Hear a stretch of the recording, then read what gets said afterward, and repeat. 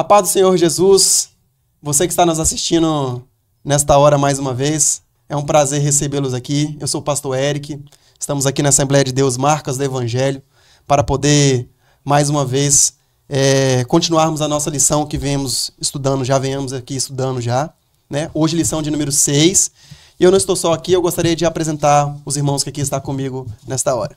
A paz do Senhor, eu sou o pastor Pedro, estou muito feliz em participar com os irmãos, mais uma aula da EBD.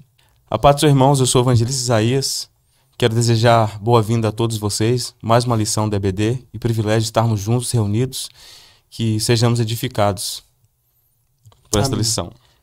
Amém. Louvado seja Deus, então. Você que nos visita nesta hora, seja muito bem-vindo. Coloque o seu nome no chat para que nós podemos conhecer você. Fique à vontade, interaja conosco aí, que vai ser muito importante também a sua participação. Você que não compartilhou ainda esse link aí, compartilha essa aula, compartilhe também com seus amigos, com seus colegas, porque esses assuntos aqui tratados é de extrema importância para os nossos conhecimentos e para o nosso crescimento também espiritual. Amém?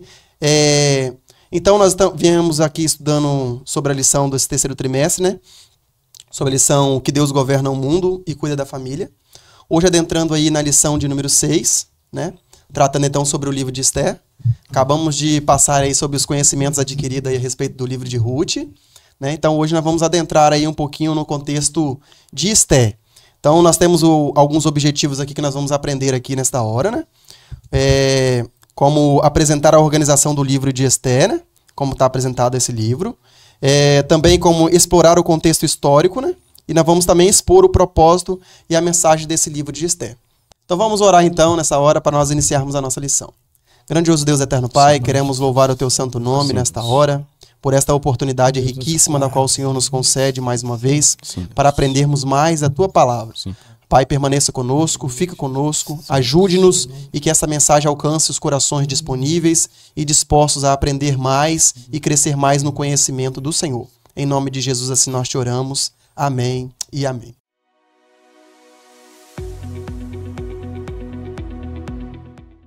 A paz do Senhor Jesus, irmãos. Eu sou o diácono Joelson. E eu sou a irmã Juliana. Estaremos fazendo hoje a nossa leitura bíblica em classe da lição 6, o livro de Esther.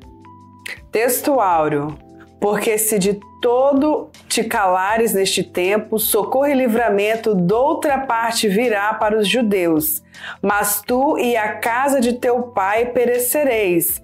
E quem sabe para tal tempo como este chegaste a este reino. Esther 4,14. Verdade prática. A perfeita vontade de Deus é nos guiar por caminhos que levem ao cumprimento de seus eternos propósitos. Nossa leitura bíblica em classe, Esther capítulo 1, verso 1 ao 9. Leremos. Sucedeu nos dias de Assuero, este é aquele Assuero que reinou desde a Índia até a Etiópia, sobre 127 províncias. Naqueles dias, assentando-se o rei Assuero sobre o trono do seu reino, que está na fortaleza de Suzã, no terceiro ano de seu reinado, fez um convite a todos os príncipes e seus servos. O poder da Pérsia e Média e os maiores senhores das províncias estavam perante ele, para mostrar as riquezas da glória do seu reino e o esplendor da sua excelente grandeza por muitos dias, a saber, 180 dias. E acabados aqueles dias, fez o rei um convite a todo o povo que se achou na fortaleza de Suzã, desde o maior até o menor, por 7 dias, no pátio do jardim do palácio real. As tapeçarias eram de pano branco, verde e azul celeste, pendentes de cordões de linho fino e púrpura, e argolas de prata, e colunas de mármores. Os leitos eram de ouro e de prata, sobre um pavimento de pórfiro, e de mármore, e de alabastro e de pedras preciosas. E dava-se de beber em vasos de ouro, e os vasos eram diferentes uns dos outros, e havia muito vinho real, segundo o estado do rei. E o beber era por lei feito sem que ninguém forçasse a outro, porque assim o tinha ordenado o rei expressamente a todos os grandes de sua casa que fizesse conforme a vontade de cada um. Também a rainha Vasti fez um banquete para as mulheres da casa real do rei Assuero. Amém? Glória a Deus, nos abençoe. Paz do Senhor.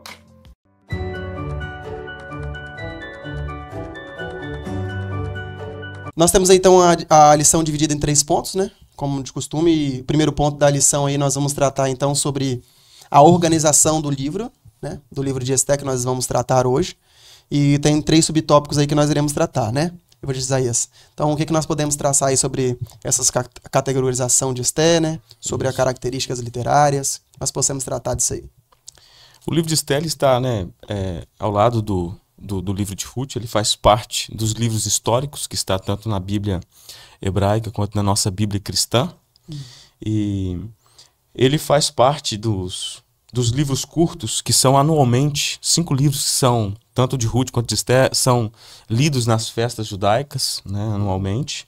É um livro de conto, um livro de ficção histórica, né, pelo fato de, até mesmo alguns associaram como um livro de sabedoria, utilizando-se do fato de que o conteúdo do livro de Esté não menciona, né, o culto, né, dos judeus, o nome de Deus.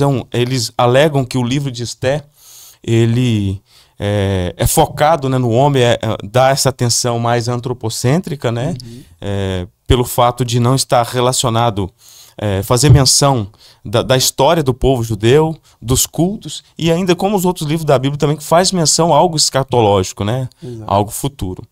Mas tudo isso, quando nós, né, olhamos e um estudioso sério, uma pessoa que realmente, né, acredita pelos fatos, né, que estão contidos no próprio livro, evidencia, né, que ele realmente é um livro histórico pelo fato do registro da festa de Purim, né, o registro de documentos, né, do palácio, né, e o fato de ter alguns elementos, né, de sabedoria no livro, isso não anula, né, a historicidade do livro. A evidência da notável habilidade literária do autor do uso de temas de sabedoria é muitas vezes vista como estando em tensão com a historicidade da narrativa, né? No entanto, qualquer um sabe que o historiador ou autor sempre escolhe os dados em termos de perspectiva da qual ele escreve. O fato de Esté, enquanto narrativa, ser articulado com diligência, não implica, inevitavelmente, que os detalhes da narrativa sejam falsos ou criados do imaginário. Exato. Então isso não anula, pelo fato da habilidade do autor, né, de escrever o livro. Também não é fato que a presença de temas de sabedoria invalide o fundamento histórico do livro. Sim. Isso é óbvio, né? A história está cheia disso. Então o livro de Esté, ele tem drama, né? A gente vê isso envolvido nisso ali. Então sim, o livro de Esté é algo fantástico. Mas nós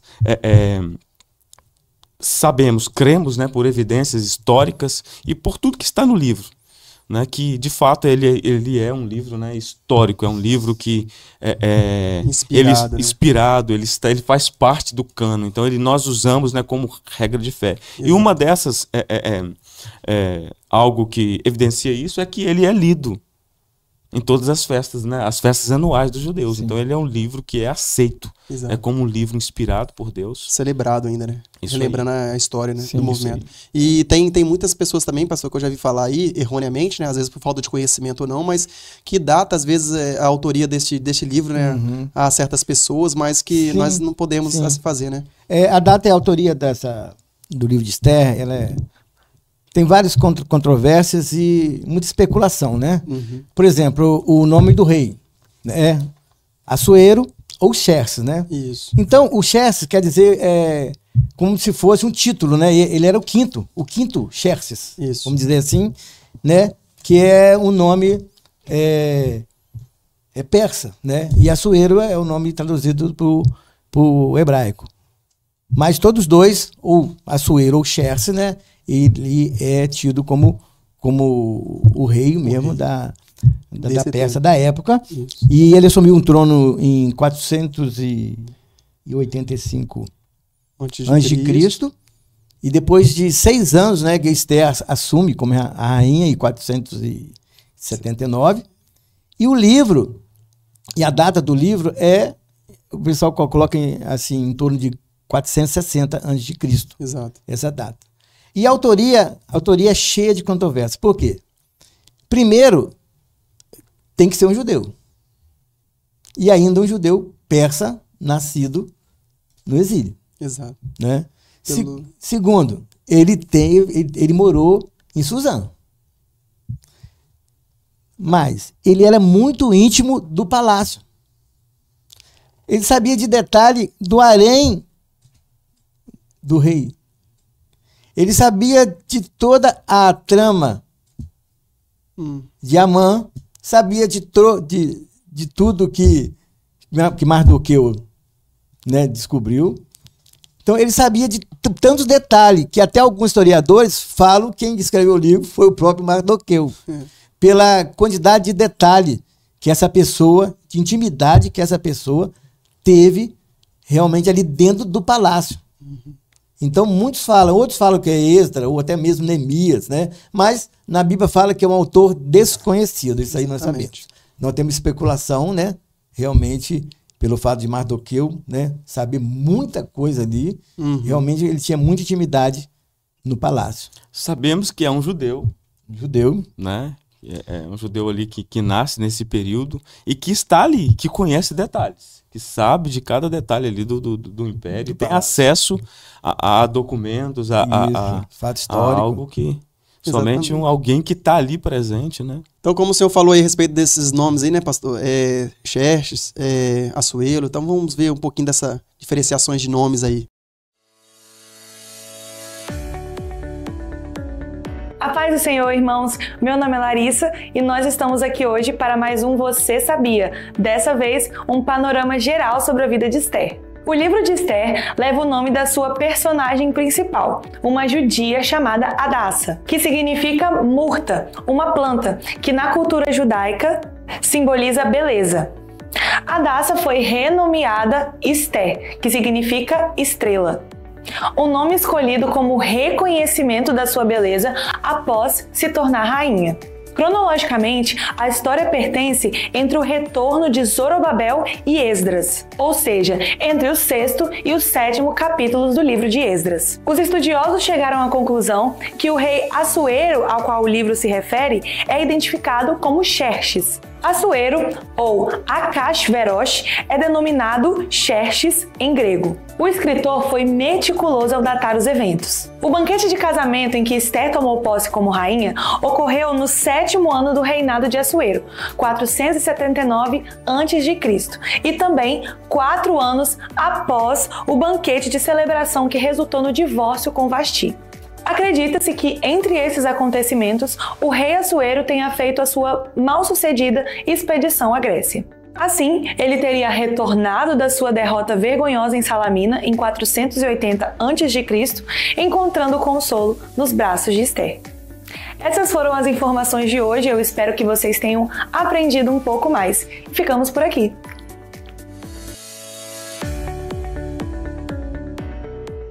Glória a Deus, então. Espero que esse quadro tenha contribuído aí para o seu conhecimento também. Adentrando aqui no segundo ponto da nossa lição, né? Nós vamos tratar então sobre o contexto histórico, né? Que está englobado todo o Israel, né? Todo o povo israelita, porque é primordial esses conhecimentos aqui históricos para nós entendermos a época que foi escrito o livro, né? O porquê desse livro foi escrito e o cativeiro ele é primordial para nós entendermos isso. Nós sabemos que o cativeiro ele começa em 722, né? Antes de Cristo, depois que houve ali a divisão do reino, né? O reino é dividido em dois, reino do norte e reino do sul. Nós sabemos que o primeiro reino que é levado também é justamente o reino de Israel, né? Com capital em Samaria, tanto que o livro de 2 Reis, capítulo 17, verso 6, nos retrata essa história aí, quando o povo é levado, ainda pela Assíria, né, que estava dominando, que era a grande potência bélica daquela época, né? Então, diz assim o livro de 2 Reis, capítulo 17, 6, diz: no ano 9º de Oséias, né, o rei da Assíria tomou a Samaria e transportou Israel para a Síria. Ou seja, aqui, justamente o reino do norte, uma das divisões do reino, é levada. E não para por aí, né? Nós sabemos que depois, quase 100 anos depois, o reino também de Judá vai ser levado, né? Agora não mais pela Síria, porque a Síria já não era mais a potência, mas agora a potência era a Babilônia, né? Governada pelo seu rei, Nabucodonosor. E eles vão em 3 levas, né? Nós sabemos que eles são levados em 3 levas, né? 605 a.C., 597 a segunda leva, e depois 581 736 aí, antes de Cristo, é levada a terceira leva. Então eles são levados, né? Conforme já anunciado pelo profeta Jeremias, que ele já tinha anunciado isso, de que eles seriam levados e que isso duraria 70 anos. É importante nós frisarmos essa questão aqui de que Jeremias traçou esse ponto que duraria 70 anos, porque lá na frente nós entendermos o porquê que o povo não quis retroceder. Porque alguns profetas naquela época falavam que o cativeiro duraria, não, era 2 anos só. Mas Jeremias é usado para poder falar por Deus, né? No seu livro lá, Jeremias 25:11, que ele fala claramente isso, que diz assim, e toda essa terra virá a ser um deserto e um espanto, e essas nações servirão ao rei da Babilônia 70 anos. Tanto que também depois lá no livro de Daniel, nós entendemos quando ele começa a ler lá as escrituras, os livros, né, que ele era um bom leitor, ele entende também então que o tempo que Jeremias falara realmente era de 70 anos. Então esse cativeiro vai durar então esse período aí de 70 anos que nós conhecemos, e o povo vai continuar ali, né, pastor, cativo então nesse período aí. Mas não para, né, só no cativo, né? Ainda continua ainda a história aí. O exílio chega ao fim, né? Exato. Em 436. Sim. Né? 606 a 70 anos, 536. Com o edito, né, do rei Ciro, né, em 538, que ele abriu um edito para quem o judeu quisesse voltar para sua terra natal, né, pudesse ir. Com o primeiro foi até com Zerubabel. E essa história todinha que você disse dos grandes impérios, né? Isso. Desde a Síria, passando por Babilônia, né? Passando por Persa. Medo-Persa. E grego, e depois, romano. Depois, né, do livro de Esther, mais na frente vem o povo grego. E nesse período do fim do exílio, como se disse, muitos não quiseram voltar. Exato. Estavam com a vida tranquila, muitos bens, né? Se enriqueceram ali na Babilônia. Exato. E muitos ficaram na Babilônia. E nesse caso, Mardoqueu, né, e Esther ficaram, né? Daniel também ficou durante o exílio, ele não voltou. Exato. E também, com relação ao fim do exílio, nós vemos que da primeira leva, a gente pensou que é muito mais gente, né? Exato. Para reconstruir o templo e tudo, para você ver que depois você vai comentar sobre isso, que o templo que foi reconstruído não era nem a metade, né, que foi na época de Salomão. Para você ver a quantidade de pessoas que não tinha nessa época. Exatamente. E é engraçado que eles vão em 3 levas, né, e eles retornam também em 3 levas, né? Porque primeiro vem Zerubabel, né, junto com Josué, e depois aí vem Esdras, né? Cada um fazendo uma função, né? E depois vem Neemias para reedificar as portas do templo aí. Aí tem o pós-exílio também, né? Então eles são levados a cativo, aí termina o cativo, o povo ainda estabeleceu vida ali, porque Jeremias tinha dito para ele já, ó, não vai para essas falsas profecias que vai durar 2 anos, não. Pode conquistar mesmo, trabalhar lá mesmo, conquiste, casem-se, cuidem dos seus filhos, porque o cativeiro durará 70 anos. Mas acaba o cativeiro, aí tem depois que vai acontecer pós-cativeiro, né, evangelista? Isso aí. Nós vemos aqui, né, que, como o pastor Pedro falou, o povo recebendo a liberdade, né, de voltar para sua terra, eles decidem, né, ficar em Babilônia, ali agora, né, sendo governado pelo rei persa, né? Isso. E estima-se que 1 milhão ficou e 50 mil voltaram. Então é algo assim que não tem nem comparação. É alarmante, né, a diferença? É alarmante, né? Então, ou seja, isso... Será que tem algo a ver, né, com a salvação, né? Meu Deus. É pouca gente, né? É aquilo que o pastor Pedro disse, né? O povo já tinha construído, né, famílias, as suas conquistas, já estava vivendo uma vida estável em Babilônia. Já estava vivendo uma vida ali que seus filhos, por assim dizer, né, já tinham um bom colégio, já tinham seus comércios, seus negócios funcionando. Então, eles decidem, em vez de ir para uma cidade agora totalmente destruída, ou seja, eu já tenho algo pronto, já tem tudo aqui. Por que eu vou começar do zero novamente? Arriscar, né? Por que eu vou arriscar, é isso aí, né? porque eu vou arriscar começar do zero novamente, né? E isso reflete no hoje, no atual. Exato. Né?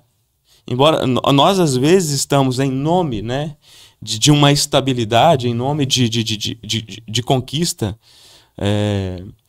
Eu falo disso na questão mesmo, nas questões físicas, né? Nós estamos em busca de algo que nos dê uma segurança, né? E às vezes isso está nos deixando preso, né, na Babilônia espiritual, por assim dizer, né? E parece que isso é do ser humano mesmo, porque muitos, quando foram para Jerusalém, quando chegou lá, também não quis construir o templo, não, porque todo mundo foi ver o seu lado, foi reconstruir a sua casa, seu lar, seus negócios, né? Deixaram também um pouquinho da coisa de Deus de lado, né? Exato. E parece, né, isso sim, a estabilidade que nós temos, por assim dizer, né, hoje, né, vivendo hoje, trazendo no atual, nos leva, vamos dizer assim, a esquecer de Sião. É a mesma coisa, às vezes nós estamos no conforto. Quantos estão no conforto dos seus lares? Em busca das suas conquistas, né? O trabalho é algo, sim, justo, claro. Das suas graduações estão em busca. E aí estão tão cansados que preferem ficar, né, no seu conforto, do que ir para Sião, ou assim, né, para ir, né, estar na casa de Deus, levar os seus filhos na casa de Deus. Exato. Que eu dei um exemplo para os juniores, que eu falei com eles que muitos, em breve, né, nós vamos ser provados, né, realmente, se nós somos fiéis a Deus, se nós vamos negá-lo ou não. Aí eu dei um exemplo de um engenheiro que ele ganha R$40 mil por mês, trabalha numa firma, só que essa firma é uma firma, vamos dizer assim, que investe como o pastor Jaro fala, investe pesado no satanismo, e vai chegar uma hora que ele vai ter que assinar uma nova gestão, ou você assina ou você é convidado a sair. Quer dizer, ele ganha R$40 mil por mês, mora na Praia da Costa, tem um bom carro, como o IBGS falou, está no bom colégio, tem uma vida estável, e aí? Ele vai largar isso tudo e começar do zero, igual o povo do exílio? Exato. Sem nada? E só fé. Esse ponto que o evangelista Isaías falou aí é importante porque, como a gente conversava aqui anteriormente, eu retratei que, às vezes, esse contexto de a gente falar assim, a gente permanece na Babilônia, né, que está com a vida estabilizada já, e isso realmente é muito grande o número dessas pessoas que assim permanecem, né, na Babilônia ainda nos dias de hoje.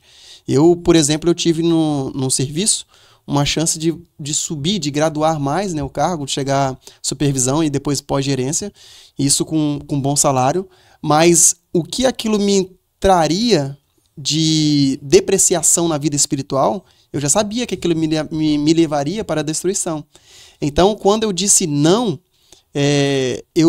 as pessoas, a primeira coisa que elas falaram assim, mas você não está normal, não, você não está pensando sanamente, não. Eu falei assim, não, eu sei porque este cargo, eu sei que vocês querem que eu exerça, o tempo que eu quero, que vocês querem que eu exerça ele, eu não vou ter tempo para minha família, para minha casa e muito menos para Deus. Então, nenhum homem longe de Deus consegue sobreviver. Então, eu decidi abrir mão disso, preferi viver, como nós estávamos conversando aqui anteriormente, numa vida ainda, vamos colocar assim, de menor importância financeiramente, do que eu viver uma vida maior financeiramente, mas eu perder a minha salvação, porque eu quero justamente olhar para Sião. Então é isso que nós temos que observar, né? Estabelecer isso. Às vezes Deus nos permite voltar, mas nós não queremos voltar. Às vezes Deus nos abre as portas, mas às vezes nós não queremos voltar porque nós já temos uma vida cômoda, né? Já estamos ali no comodismo, tudo certinho. Então isso é importante a gente pensar. Às vezes abrir mão de coisas que não vai nos satisfazer carnalmente para poder nos fazer crescer espiritualmente. Né, Jesus? Isso aí. Né? E muito dos judeus ali habitando, né, na fortaleza ali de Suzã, na capital ali do império, né? E abrir mão de tudo isso, né? Para voltar ao zero, como diz o pastor Pedro. Então isso reflete nos dias de hoje. Esse comportamento é o mesmo comportamento que nós vemos hoje. Entendeu? Em nome de um sucesso pessoal, de uma conquista, de algo que às vezes nós abrimos mão, né, da Sião, Exato. Daquilo que tem valor eterno. Nós esquecemos da nossa Jerusalém. Verdade. Esquecemos que somos, né, peregrinos e forasteiros. né, em terra estranha, né, como diz a Escritura. Então nós temos uma pátria. Então nós precisamos, né, olhar para a nossa pátria, nos desprender de todas as coisas aqui, né, dessa Babilônia espiritual, que é um lugar hostil para se viver. Nós vamos ver no próximo ponto que a estabilidade que eles achavam que tinha é uma estabilidade falsa. Exato.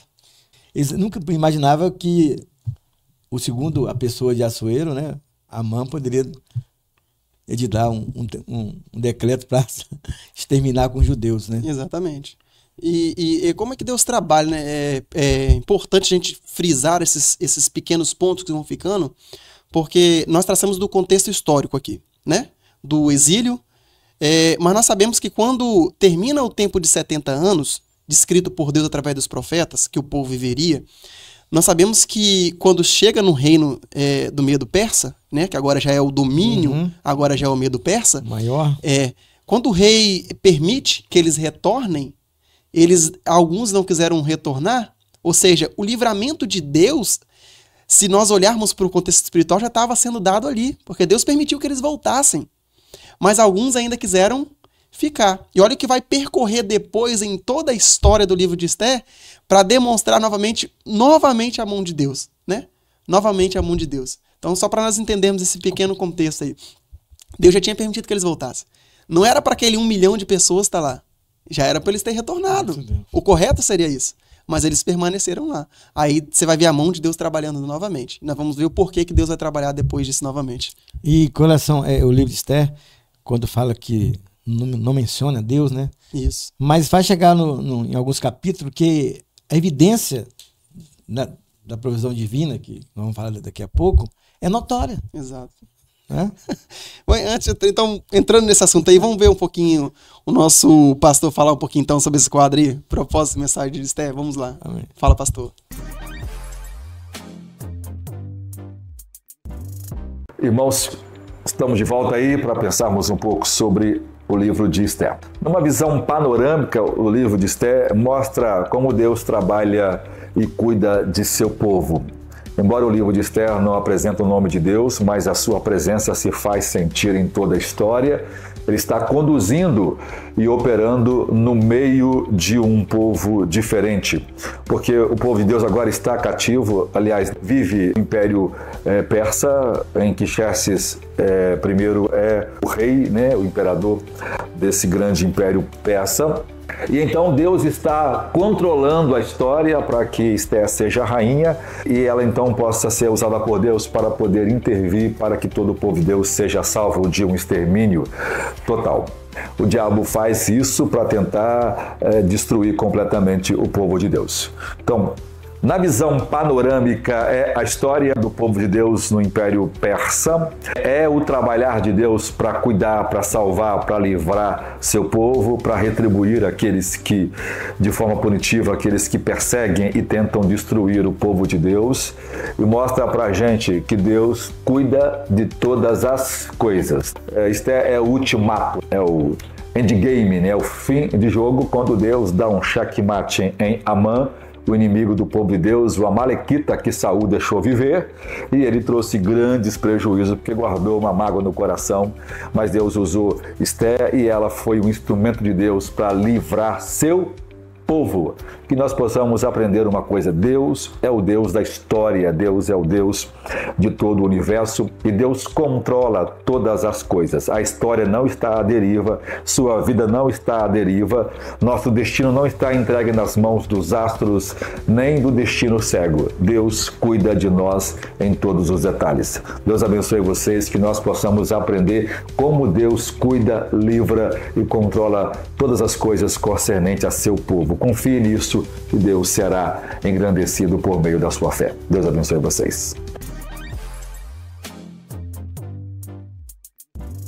Glória a Deus, então. Louvado seja o Senhor, então. E mais conteúdo, né, pastor? Para nós aprender aí. Glória a Deus. É muito bom, né? Cada vez mais a gente aprender mais. Entrando no terceiro ponto aí já, que o nosso pastor já entrou aí. Nós vamos ver a respeito dessa providência divina aí, né? Vou dizer isso. Isso aí. Ponto importante. Embora o povo, né, ele tenha decidido, né, permanecer, né, vamos dizer assim, fora dos propósitos de Deus, né? Permanecer lá, o propósito de Deus é que ele retornasse para Jerusalém. Mas mesmo assim, Deus, nós vemos a providência de Deus. Como o pastor Pedro disse anteriormente, embora o nome de Deus não é citado, mas nós vemos a mão de Deus. Quando nós olhamos para os acontecimentos do livro de Esther, por exemplo, a gente poderia dizer, né, que seria, assim, entre aspas, pura sorte.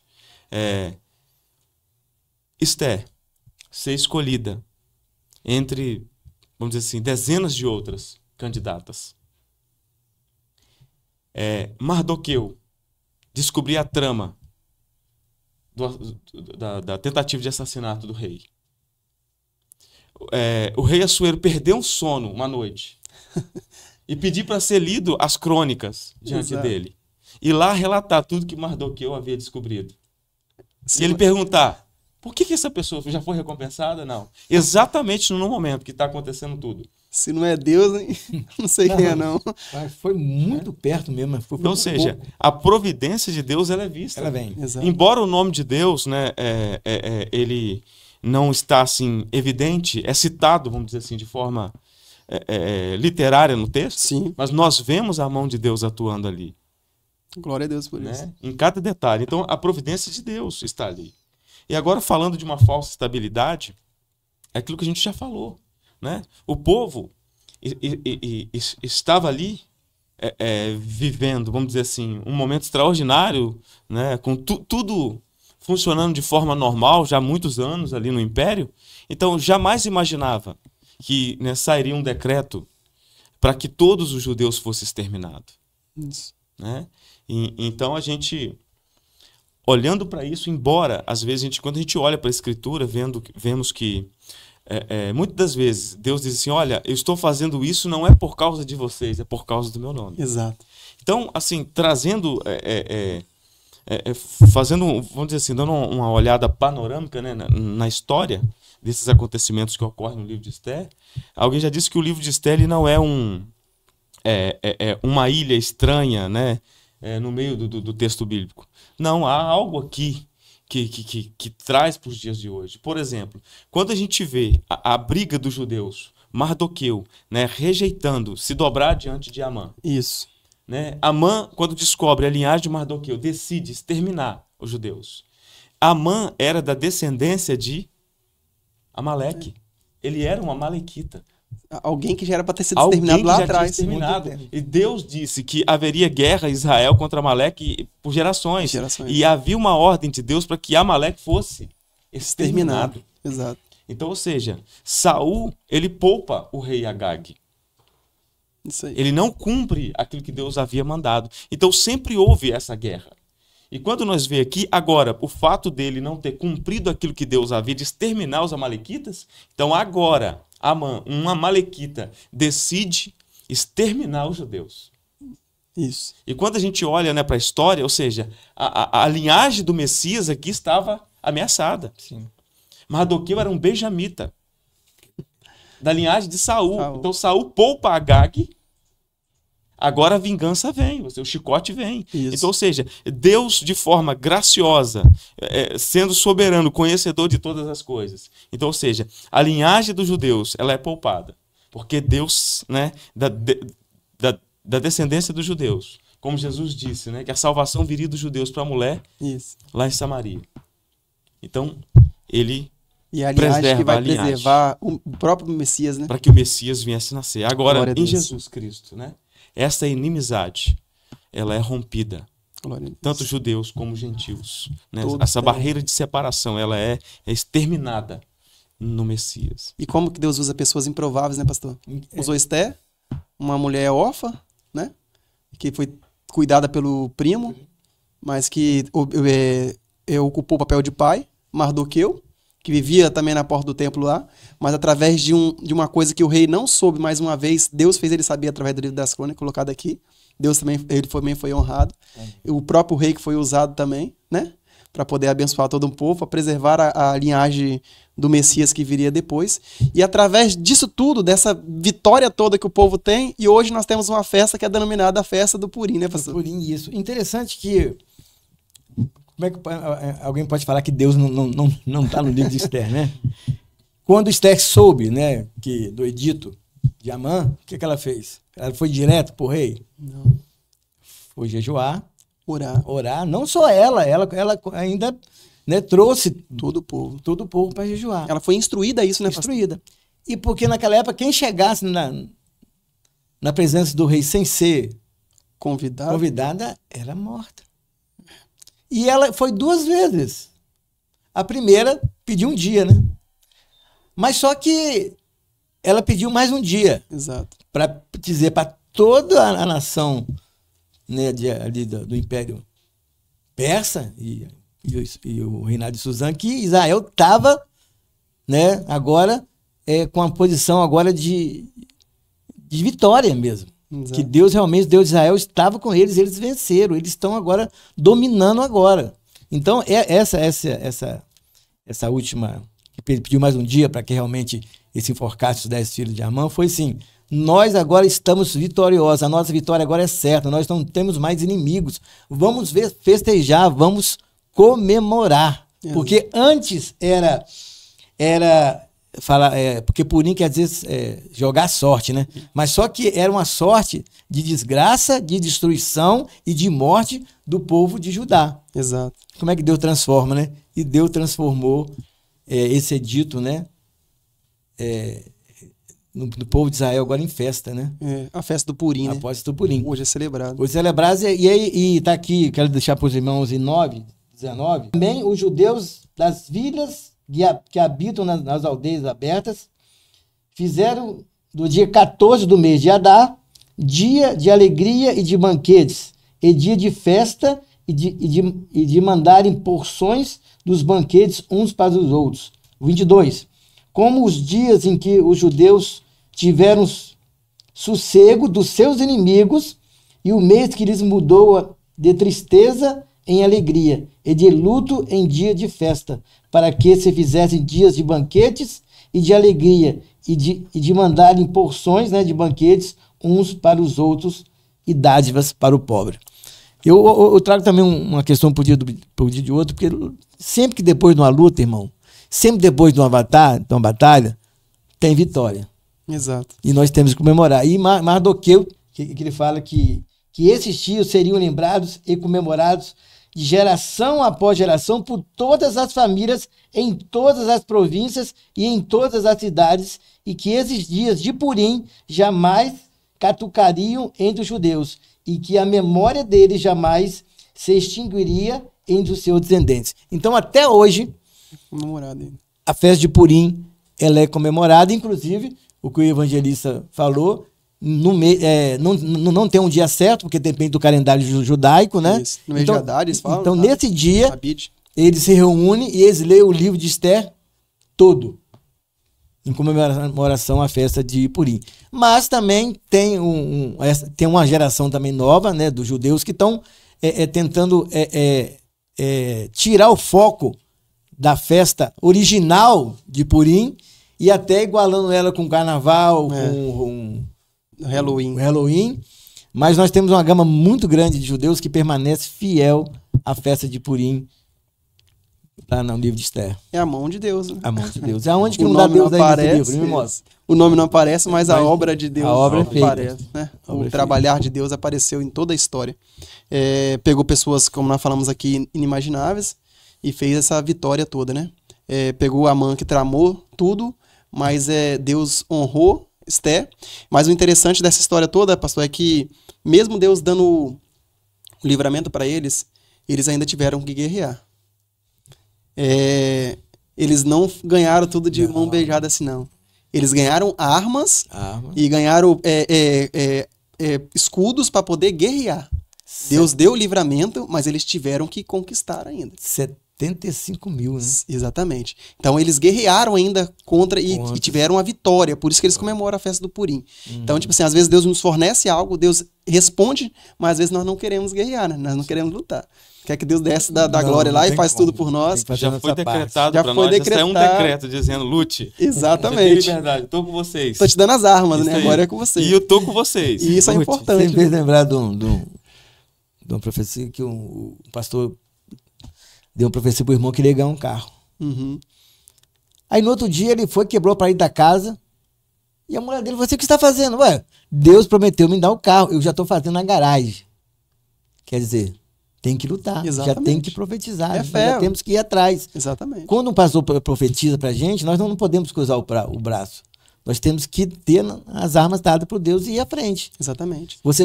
Ele quer que os empresários fiquem, o pastor quer que os nossos empresários todos fiquem milionários, mas de braços cruzados não vai ficar nunca, irmão. Você tem que trabalhar mesmo, ir atrás mesmo dos seus objetivos, e Deus vai estar com você e vai ficar milionário mesmo. Esté não teve amor à vida por um amor maior a Deus. Isso aí. Ela se comprometeu, orou, jejuou, e Deus a respondeu. Não queria estar ali, né, naquele lugar. Não queria estar. Ela entrou na presença do rei mesmo podendo ser morta. Ela não teve amor à vida, mas para obedecer uma fé, para que Deus pudesse salvar o seu povo. Mardoqueu da mesma forma.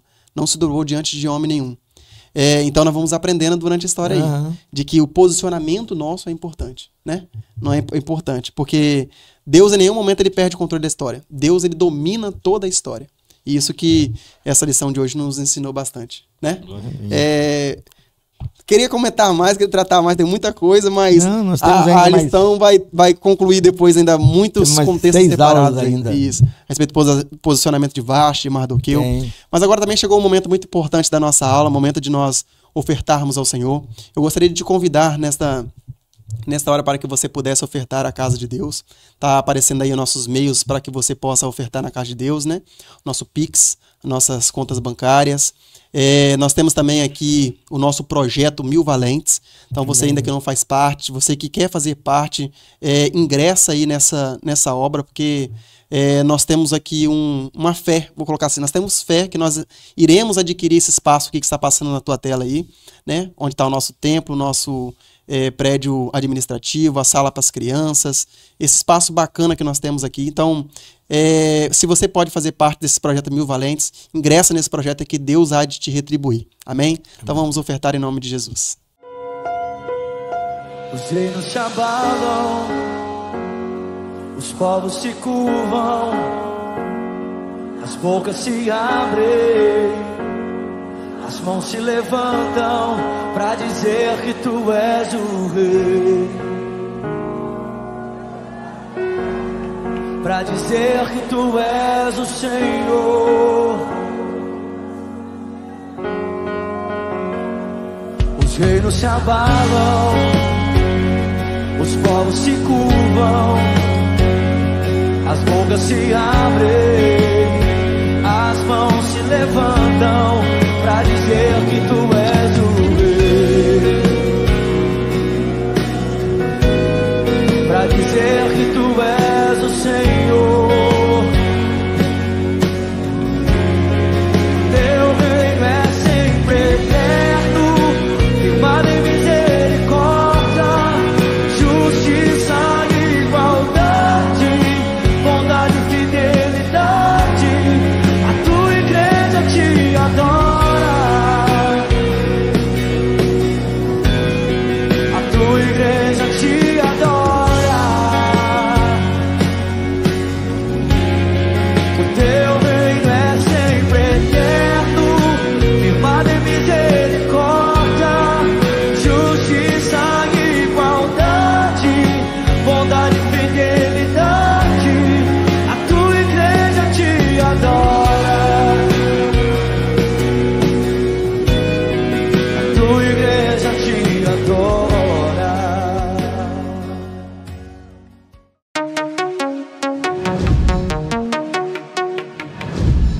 Agora então, irmãos, é o nosso momento do perguntas e resposta. E vamos ver então se você está afiado depois dessa aula maravilhosa que nós tivemos aí. Primeira pergunta: qual a característica mais destacada do livro de Esté? Opção A, a presença de Deus. Opção B, ausência do nome de Deus. Opção C, devoção a Deus. Ou opção D, adoração a ídolos.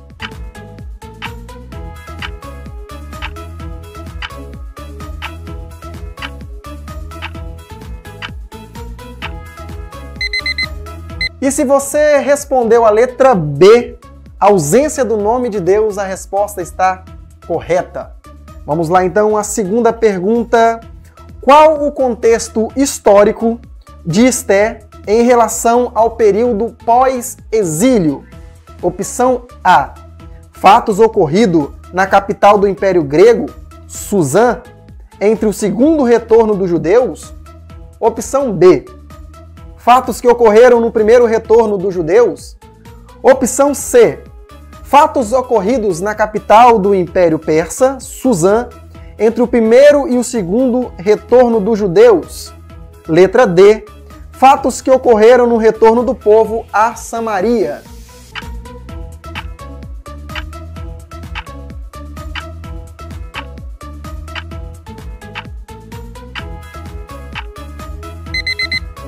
Muito bem, e se você respondeu a letra C, fatos ocorridos na capital do Império Persa, Suzã, entre o primeiro e o segundo retorno dos judeus, a resposta está correta. Parabéns para você que acertou. Terceira pergunta. Qual o principal propósito do livro de Esther? Opção A. Registrar o cuidado providencial de Deus com o seu povo. Letra B. Registrar as desavenças do povo em relação a Deus. Letra C. Registrar fatos que ocorreram entre Deus e o povo. Ou a letra D. Combater a idolatria do povo israelita.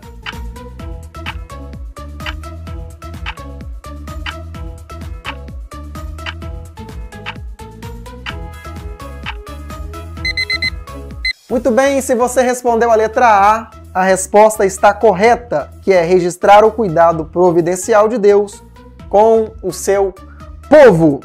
Quarta e última pergunta, para você que acertou, parabéns, e para você que tem errado aí, vamos lá, se concentra e vamos para a nossa última pergunta. Que mensagem principal podemos extrair de Esther? Letra A. Do perigo de estar longe de Deus? Letra B. Que a idolatria do povo causa proteção?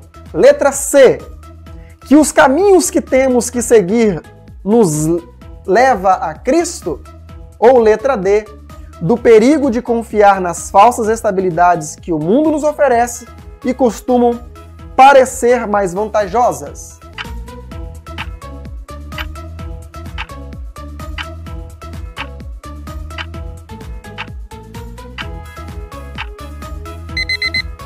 Muito bem, se você respondeu a letra D, essa é a letra correta, do perigo de confiar nas falsas estabilidades que o mundo nos oferece e costumam parecer mais vantajosas. Deus abençoe a todos vocês.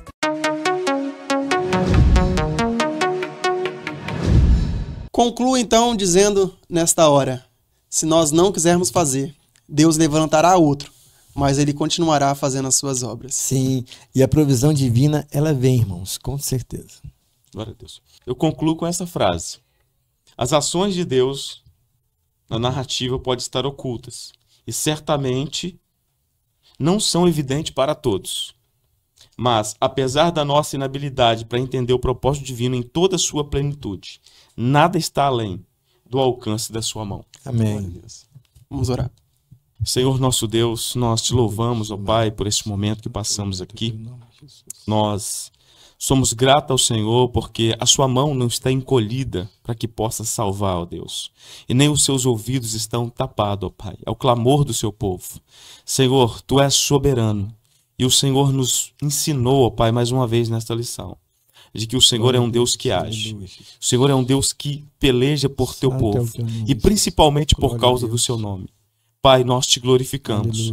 Pedimos ao Senhor que nós sejamos cada vez mais, ó Pai, instruídos. Que sejamos cada vez mais, Senhor, a desejar a Sião. Que nós possamos, ó Pai, entender que nós somos peregrinos e forasteiros aqui nessa terra, onde o espírito de Babilônia, ó Pai, tem dominado. Mas nós temos uma pátria. A nossa cultura é uma cultura do céu. E nós estamos, ó Pai, desejosos pela nossa Sião, pela nova Jerusalém. Ajuda-nos, ó Pai, a cada dia mais desejar e amar a vinda do seu amado Filho. Em nome de Jesus Cristo, assim oramos. Amém. Paz, amém. Pai do Senhor, irmãos. Pai do Senhor, irmãos. Deus abençoe.